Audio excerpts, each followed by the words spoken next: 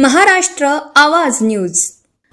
बनावट शालार्थ आयडी प्रकरणात केलेल्या तक्रारींचा राग मनात धरून महेंद्र देसले यांच्या घरावर हल्ला करण्यात आला का, हा तपासाचा महत्त्वाचा मुद्दा ठरला आहे. महेंद्र देसले यांनी शालार्थ आयडी तसेच कथित बोगस मान्यतांबाबत विविध स्तरांवर तक्रारी केल्याचं सांगण्यात येतं. त्यांच्या तक्रारींच्या अनुषंगाने काही शिक्षकांच्या वेतनासंदर्भात कारवाई झाल्याचंही नमूद करण्यात आलं. त्यामुळे तक्रारी मागे घेण्यासाठी किंवा या प्रकरणाचा पाठपुरावा थांबवण्यासाठी दबाव निर्माण करण्याचा प्रयत्न झाला का, याचा तपास होणं आवश्यक आहे. घटनेचा एक व्हिडिओ समोर आल्याचं सांगण्यात येत असून त्यामध्ये घराच्या परिसरात जमाव, आरडाओरड आणि झटापटीचे दृश्य असल्याचं कुटुंबियांचं म्हणणं आहे.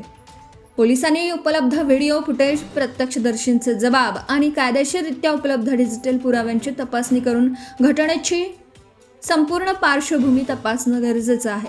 या घटनेमुळे काही थेट प्रश्न निर्माण झाले आहेत. घरात एवढा मोठा जमाव पोहोचला कसा? कुटुंबियांसमोर मारहाण झाल्याचा आरोप कितपत खरा आहे? हल्ल्याचं नेमकं कारण काय? शालार्थ प्रकरणातील तक्रारींचा या घटनेशी संबंध काय आहे? तक्रारदारांच्या सुरक्षिततेची जबाबदारी कोण घेणार? आरोप कोणावरही असोत, दोष निश्चित करण्याचं काम तपास यंत्रणेचं आहे. त्यामुळे कोणताही राजकीय किंवा इतर दबावाशिवाय चौकशी होणं आवश्यक आहे. Subscribe now and press the bell icon. Never miss an update.